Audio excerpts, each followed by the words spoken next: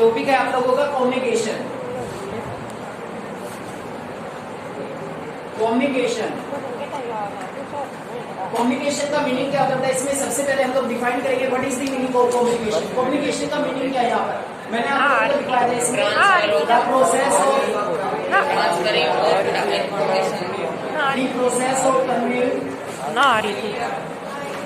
conveying ideas,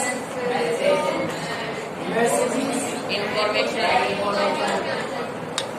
and information from one person to another. from one person to another. ये definition है इसकी, यानी कि कोई भी आइडियाज हमारे मन में होता है, कोई भी मैसेजेस होता है या कोई भी हमारा इंफॉर्मेशन होती है, कोई भी सूचना होती है, उसको कन्वे करना one person to another person, एक व्यक्ति के द्वारा दूसरे व्यक्ति तक उस संदेश को भेजना, वो क्या कहलाता है? कम्युनिकेशन कहते हैं उसको लोग, यानी कि संचार कहा जाता है इसको। कम्युनिकेशन के टाइप की अगर हम बात करते हैं तो how many types? Two types. The first is personal communication, personal communication and the second is mass communication. The mass communication is the most important topic. Here we are talking about the differences. ये difference भी बन जाता है कि difference between personal communication and mass communication. जो personal communication है बेटा, when a person is talking to other person, this type of conversation is called personal communication. यानी कि जब जनरली एक व्यक्ति दूसरे व्यक्ति से कम्युनिकेट करता है, वन पर्सन टू अनदर, एक से दूसरे के साथ जब कम्युनिकेशन की जाती है, this type of communication is called personal communication. लेकिन जो मेन टॉपिक रहेगा अपना वो रहेगा मास कम्युनिकेशन के बारे में, यानी कि mass communication when a person convey messages idea to a large number of audience, यानी कि जब एक व्यक्ति अपने आइडियाज को, अपने विचार को, अपनी इंफॉर्मेशन को बहुत सारे लोगों तक एक साथ भेजने का काम करता है, that is called mass communication. That is called mass communication. Radio, TV, newspaper are an example of mass communication. newspaper, all of these are an example of mass communication. ये सब mass communication के example बेटा।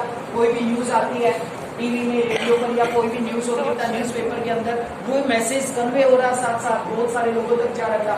जब यानी कि हम लोग convey करते हैं मास कम्युनिकेशन में, रेडियो, टीवी, न्यूज़पेपर आ जाता है। पर्सनल कम्युनिकेशन, यू कैन से कन्वर्सेशन, कन्वर्सेशन किसका पार्ट है? पर्सनल कम्युनिकेशन का। जब हम बातचीत करते हैं व्यक्ति दूसरे व्यक्ति के साथ, that is part of personal communication. But here we are talking about the mass communication. Mass communication बेटा आपने पढ़ा था इसमें, radio, TV, newspaper, all of these are a part of mass communication. You can say when a person conveying his ideas, messages and information to large number of audience, यानी कि जब बहुत सारे ऑडियंस मिलता है, जब हम लोग एक साथ अपना मैसेज कन्वे करते हैं, this type of information is called, या this type of communication is called mass communication. अब क्वेश्चन क्या होता है? Advantages of mass communication. Mass communication के एडवांटेजेस क्या है? यानी कि रेडियो, टीवी, न्यूज़पेपर, इनका हमारे जीवन में क्या महत्व है, क्या इंपॉर्टेंस है? इंडायरेक्ट क्वेश्चन यही हो गया भाई, रेडियो, टीवी, न्यूज़पेपर है जो मीन ऑफ मास कम्युनिकेशन में आते था, उनकी इंपॉर्टेंस क्या है? ये लास्ट पैराग्राफ जो दिया गया बेटा, इसको हम लोग कंटिन्यू करेंगे मास कम्युनिकेशन में, ठीक है। इसके साथ साथ हमने पोस्टल सिस्टम के बारे में भी पढ़ा था बीच में। India has a dense network of postal system, ठीक है। कितने प्रकार के होते हैं? मेल, टू टाइप्स के होते हैं, फर्स्ट क्लास मेल और second class mail. First class mail में हम किसको, तो ये इंक्लूड होते था फर्स्ट क्लास मेल में, और सेकंड में आ जाते हैं बुक है, पीरियोडिकल्स है, मैगजीन्स है, ठीक है ना। तो इनको इंक्लूड किया जाता है सेकंड क्लास मेल में। और कितने चैनल है हमारे? 6 चैनल, ठीक है। वो नाम आगे जाता है इसमें, मेन राजधानी चैनल हो गया, ग्रीन चैनल हो गया, बिजनेस चैनल हो गया, चैनल हो गया, मेट्रो चैनल हो गया। ये 6 चैनल है जो यानी कि फास्ट मेल को सेंड करने के लिए one part of country to another part of country, that Indian government have to be develop three channel, these are mail 6 channel. Mail को जल्दी से फास्ट डेटा कन्वे करने के लिए ये 6 चैनल है जिनको कन्वे किया गया। ये वाला टॉपिक तक का लास्ट इसमें।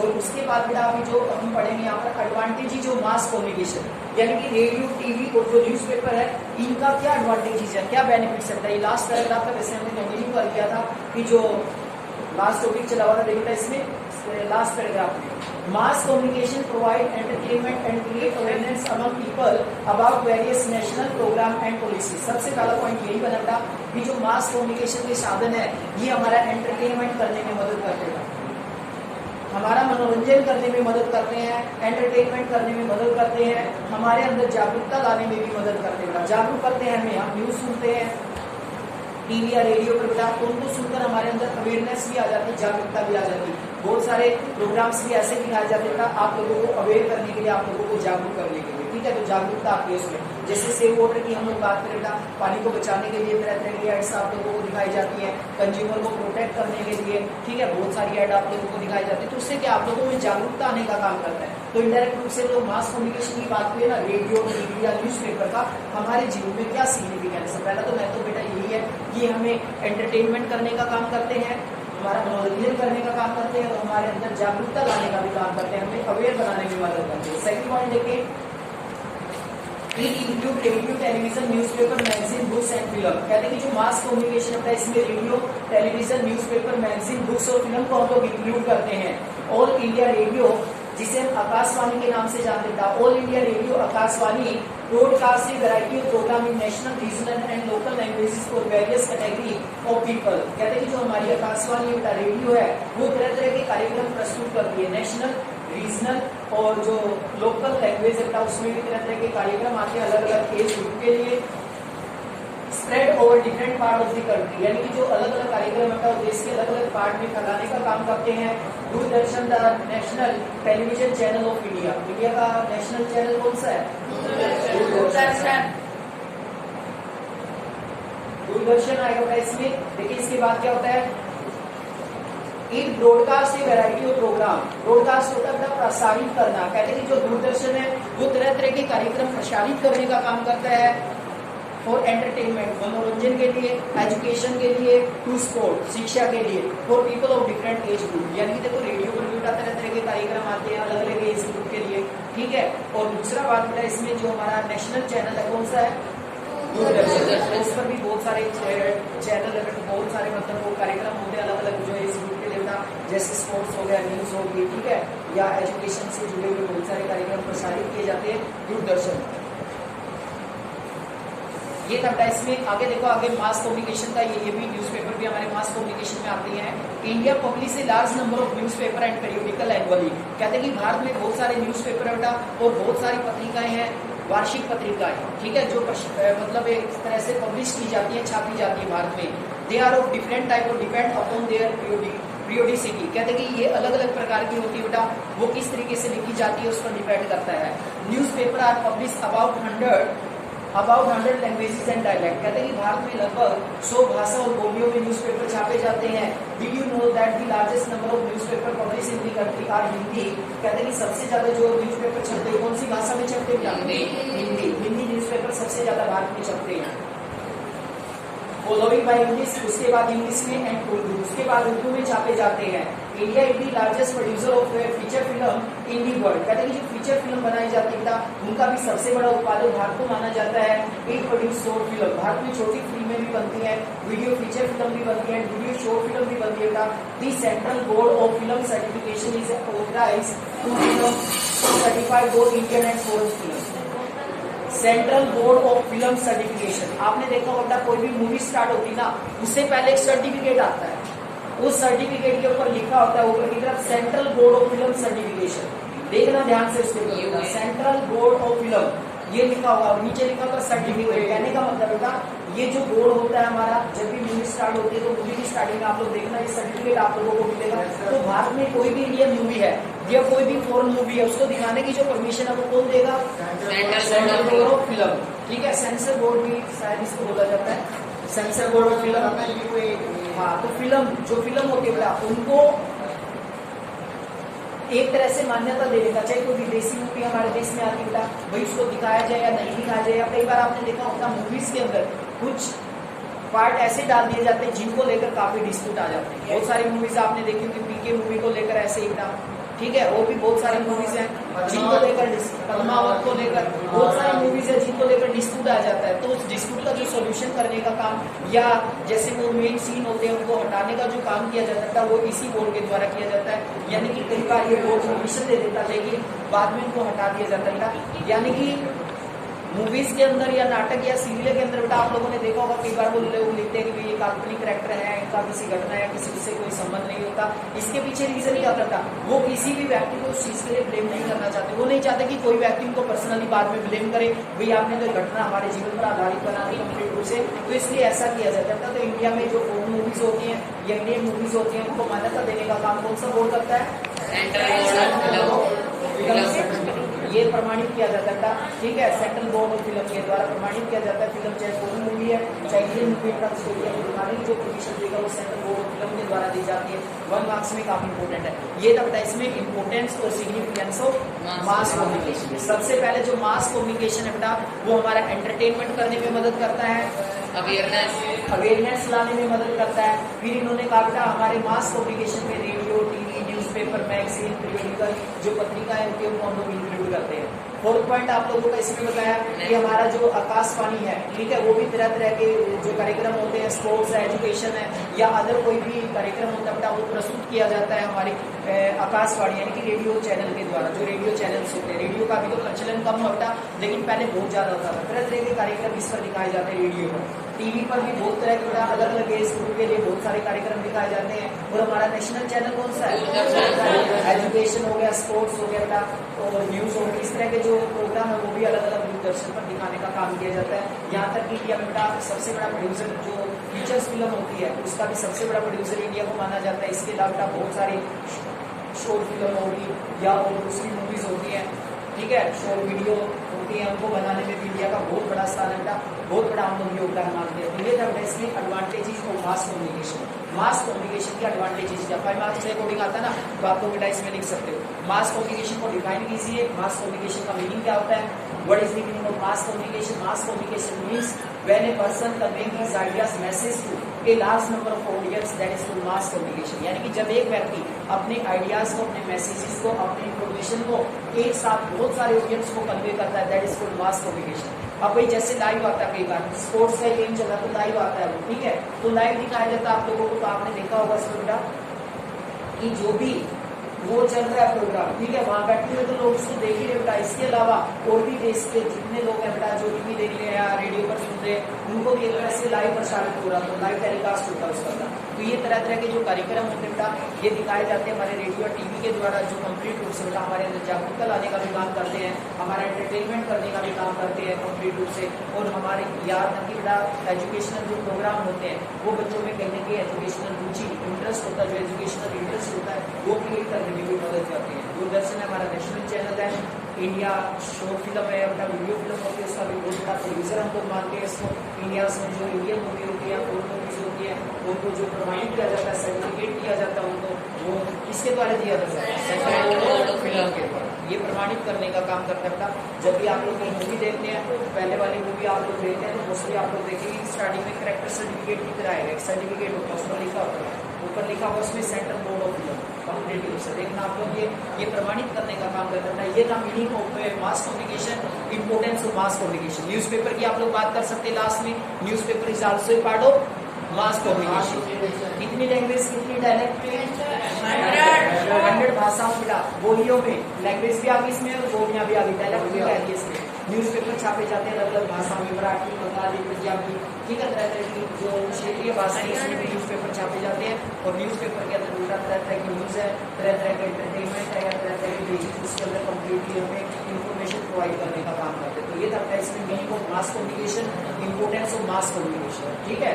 उसके बाद बेटा इसमें लास्ट टॉपिक पर जाना इंटरनेशनल ट्रेड। ये देखो बेटा इसमें सबसे पहले हम लोग इसमें टॉपिक है बेटा ट्रेड के बारे में। ट्रेड, दो क्वेश्चन यहाँ पर आते बेटा, difference between international trade and local trade या नेशनल ट्रेड का भी क्वेश्चन आ जाता है इसमें। तो सबसे पहले मीनिंग आप लोगों को ट्रेड का पता होना चाहिए। ट्रेड का मीनिंग क्या करता है? Exchange of goods and services, exchange of goods and services. Exchange of goods and services, यानी कि जो वस्तुएं और सेवाएं होती है उनका जो हम एक्सचेंज करते हैं, एक्सचेंज में दोनों काम होते हैं, टू टेक और टू गिव, लेना और देना, दोनों चीजें शामिल होती है। Exchange of goods and services that is called trade. वस्तुओं का या सेवाओं का जो आदान प्रदान हम लोग करते हैं, एक्सचेंज हम लोग करते हैं, उसी को हम लोग क्या कहते हैं? ट्रेड कहते हैं। ट्रेड की कंपोनेंट आप लोग जानते हैं। ट्रेड में अगर हम बात करें, ट्रेड में कंपोनेंट अगर हम बात करते हैं, इसमें दो कंपोनेंट होते हैं, एक होता है इसमें एक्सपोर्ट और दूसरा क्या होता है? इम्पोर्ट। ये भी आपको पता होना चाहिए। एक्सपोर्ट का मीनिंग क्या होता है? इम्पोर्ट का मतलब क्या होता है? लेना मंगवाना। ये मान लीजिए इंडिया है, ये तरफ जापान है, ठीक है। अब लाना और भेजना और मंगवाना दो काम होते हैं। एक्सपोर्ट का मीनिंग है भेजना। एक्सपोर्ट करें तो इसका मतलब हम लोग अपने जो प्रोडक्ट है, लाइक दैट कॉटन है, स्पाइसेस है, बहुत ज्यादा डिमांड थी हमारे कॉटन के मसालों की, हम क्या करते थे? एक्सपोर्ट करते हैं। ऑयल है, जैसे तेल है, वो हम क्या करते हैं? इम्पोर्ट करते हैं। तो यानी कि जो एक्सपोर्ट और इम्पोर्ट है ये भी बहुत बड़ा रोल प्ले करती है, ठीक है। लेकिन इससे पहले मैं एक टॉपिक करवाऊंगा आप लोगों को, फेवरेबल और इनफेवरेबल जो ट्रेड होता है हमारा, ठीक है। अनुकूल और प्रतिकूल जो व्यापार होता है, फेवरेबल और अनफेवरेबल, दो तरह के ट्रेड माने जाते हैं। एक अनुकूल व्यापार होता है, एक प्रतिकूल व्यापार होता है। वो आगे समझाऊंगा, ये छोड़ते हैं यहाँ पे, ठीक है। अब टाइप्स ऑफ ट्रेड की हम लोग बात करते हैं। First is international trade. कौन सा था? International trade. और दूसरा कौन सा है? National trade. National trade generally हम लोग इसकी तीन कैटेगरी भी बना देते हैं। लिख देते हैं इसमें local trade. But as you know that local trade is a part of national trade. Local trade किसका पार्ट है? नेशनल ट्रेड का। The trade that are done between two और more countries, this is called international trade. वो trade जो दो या दो से अधिक देशों के बीच में किया जाता है उसे हम लोग क्या कहते हैं? International trade. अंतरराष्ट्रीय व्यापार, नाम से स्पष्ट था। The trade that are done between two और more countries that is called international trade. अंतरराष्ट्रीय व्यापार इसको हम लोग कहते हैं। लेकिन जो नेशनल ट्रेड है, the trade that are done within the domestic border या boundary of a country that is called national trade. जो ट्रेड बेटा देश की सीमाओं में रहकर हम लोग करते हैं, देश की बॉर्डर के अंदर हम लोग रहकर करते हैं, ऐसे ट्रेड को हम लोग क्या कहेंगे बेटा? National trade. राष्ट्रीय व्यापार, देश के अंदर domestic border of a country, देश की घरेलू सीमाओं में रहते हैं बेटा हम लोग, यहाँ से हरियाणा से कश्मीर, गुजरात, महाराष्ट्र, यानी कि किसी भी स्टेट में जाकर हम लोग कर सकते हैं। ये जो ट्रेड होता है इसको हम लोग क्या कहते हैं? National trade. Local trade is also a part of national trade. The trade that are done in a particular region or area that is called local trade or regional trade। यानी कि वो ट्रेड जो हम local area में करते हैं बेटा या किसी पर्टिकुलर रीजन में करते हैं, that is called local trade. Particular region का मतलब भाई हम नारनौल में बिलोंग करते हैं, तो हम लोग कोई व्यापार करते हैं अपने नारनौल के आसपास, महेंद्रगढ़ में, दादरी में ज्यादा से ज्यादा। कहने का मतलब है अपने स्टेट तक ही सीमित रहते हैं, बाहर नहीं जाते किसी दूसरे स्टेट में काम करने के लिए, ट्रेड करने के लिए। तो इस तरह का जो ट्रेड होता है उसको हम लोग क्या कहेंगे? That trade that are done at local level, you can say at a regional level, that is called local trade. It is also a part of national trade. Book में दो दिए गए बेटा, लेकिन आप तीनों याद रख सकते हो। International, that trade that are done between two और more country, that is called international trade. Like that India and Japan trade, like that India and China trade, all of these are an example of international trade. अब national trade, that trade that are done within the domestic border of a country, जो trade देश की सीमाओं में रहकर हम लोग करते हैं, that is called national trade. अब एक व्यापारी है, वो कभी गुजरात जाकर अपना सामान बेच कर आता है, कभी महाराष्ट्र जाकर, कभी तमिलनाडु जाकर, ठीक है, कभी कश्मीर में जाकर। तो ये जो ट्रेड होता है जो स्टेट टू स्टेट हम लोग करते हैं, अदर स्टेट्स में जाकर हम लोग करते हैं, उसको हम लोग नेशनल ट्रेड कहते हैं। लेकिन जो ट्रेड पर्टिकुलर रीजन में या पर्टिकुलर एरिया में रहकर किया जाएगा उसे हम लोग क्या कहेंगे? Local trade. क्या कहेंगे? Local trade. This is the types of trade. You can say there are many two type of trade, international and local. National और इंटरनेशनल वही रहेगा इसमें।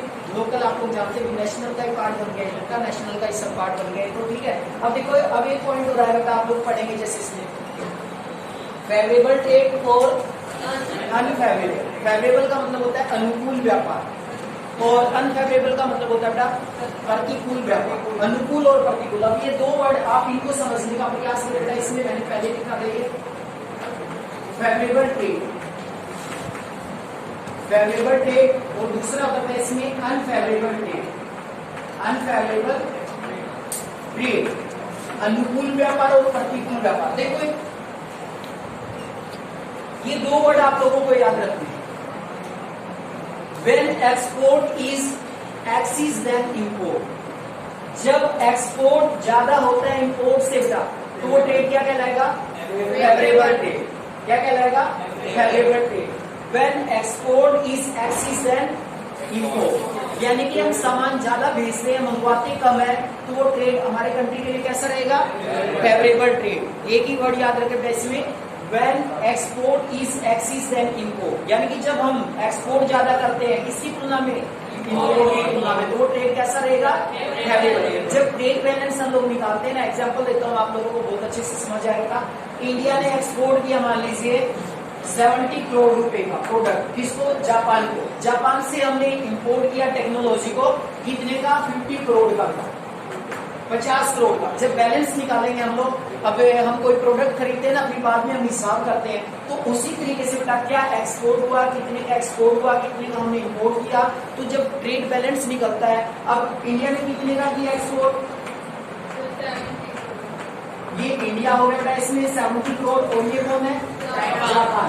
जब ट्रेड बैलेंस आएगा तो जापान को हमें कितने करोड़ देने पड़ेंगे? 20 करोड़। तो इसे अपने देश का जो पैसा है बाहर तो नहीं गया ना, बाहर का पैसा कहाँ आया? अपने देश में, जिसे हम फॉरेन एक्सचेंज कहते हैं बेटा। यानी कि कब हुआ ऐसा? जब एक्सपोर्ट ज्यादा था, इंपोर्ट ज्यादा कम था। तो ये ट्रेड कैसा रहेगा देश के लिए? इससे अपने देश का इकोनॉमिक डेवलपमेंट होगा, देश का आर्थिक विकास होगा। जब एक्सपोर्ट ज्यादा होता है, इंपोर्ट कम होगा।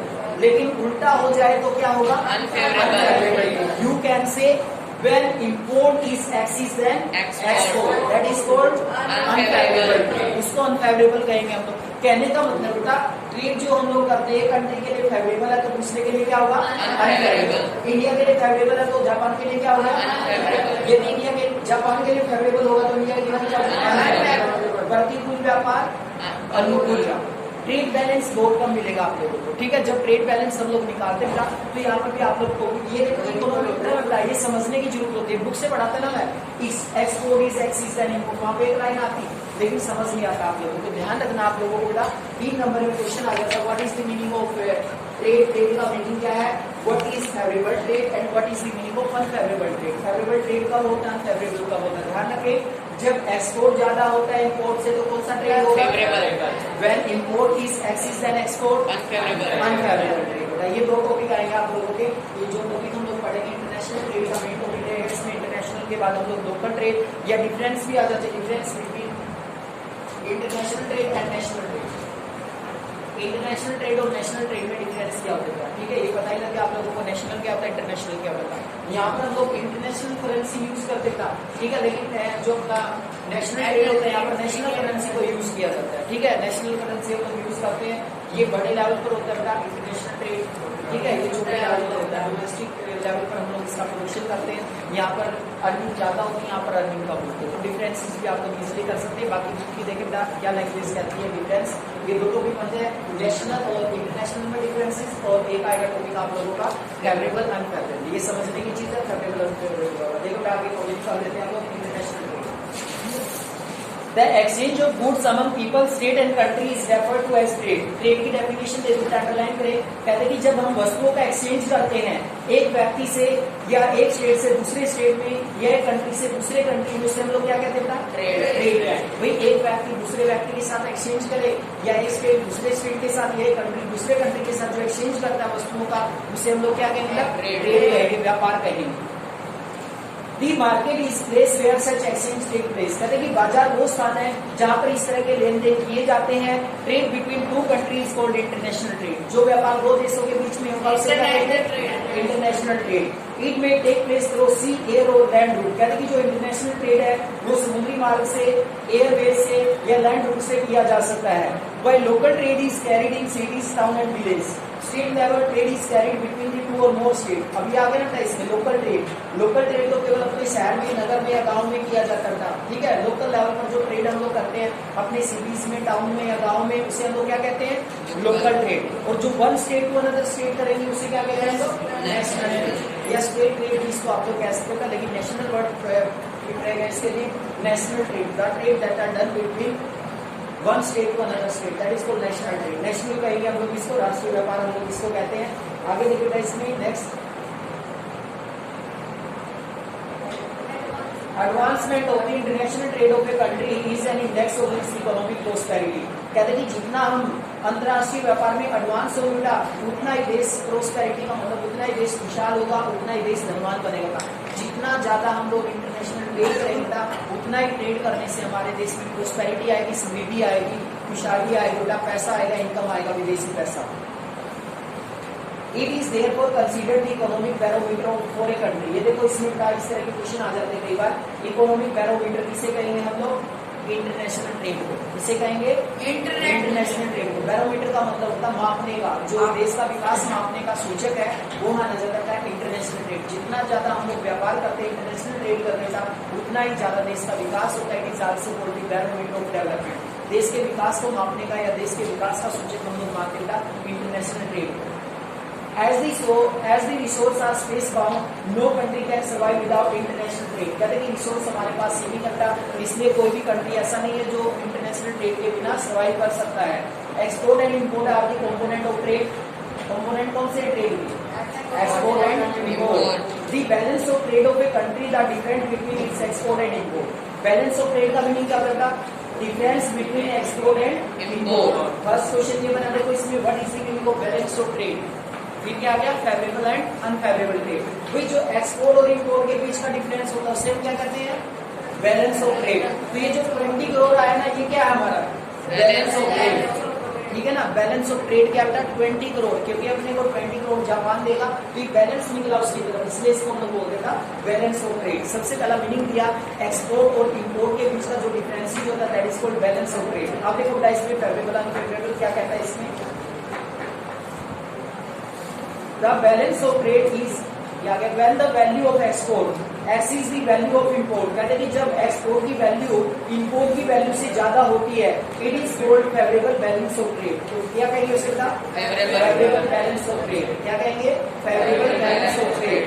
और उल्टा हो जाए तो unfavourable. If the value of import, इसमें इंपोर्ट पहले आ गया, import exceed the value of export, यानी कि जब हम इंपोर्ट ज्यादा करते हैं एक्सपोर्ट कम करते हैं तो वो व्यापार कैसा होगा?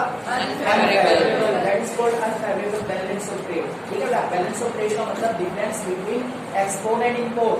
एक्सपोर्ट और इंपोर्ट के बीच का जो डिफरेंस है उसे क्या कहते हैं? Balance of trade. अब इसमें फेवरेबल तब होगा जब हम एक्सपोर्ट ज्यादा करेंगे इंपोर्ट कम करेंगे, लेकिन यदि इंपोर्ट ज्यादा हो जाए एक्सपोर्ट कम हो जाए तो क्या हो जाएगा?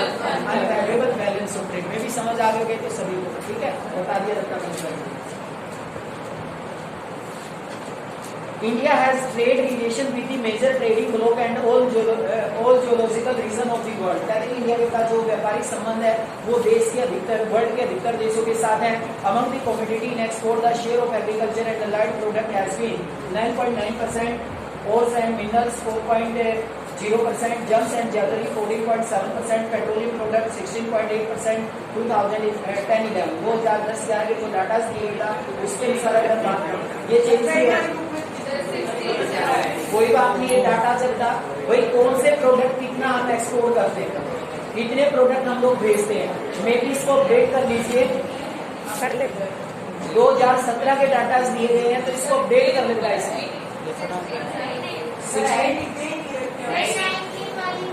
छोड़ दो इनको, कोई बात नहीं, समझने की बात कर रही है सिर्फ भाई कितना प्रोडक्ट हम लोग एक्सपोर्ट करते हैं। देखो एग्रीकल्चर जो प्रोडक्ट है 9.9%, यानी कि लगभग 10% एग्रीकल्चर प्रोडक्ट हम लोग बेच देता। उसके बाद 14.7 ये आ गया था इसमें ओर एंड मिनरल, यानी कि जो ओर और मिनरल रहता है वो 4.0%, जेम्स एंड ज्वेलरी लगभग 14.7% था, पेट्रोलियम प्रोडक्ट है 16.8%, कोयल को भी इसमें हम लोग इंक्लूड कर देते हैं। ये अलग अलग होगा डाटा, कोई इसमें डिफरेंस नहीं आता था। कौन कौन सी चीजें हम लोग एक्सपोर्ट करते हैं, कितना % हम लोग एक्सपोर्ट करते हैं, ध्यान रखना है इसमें बस।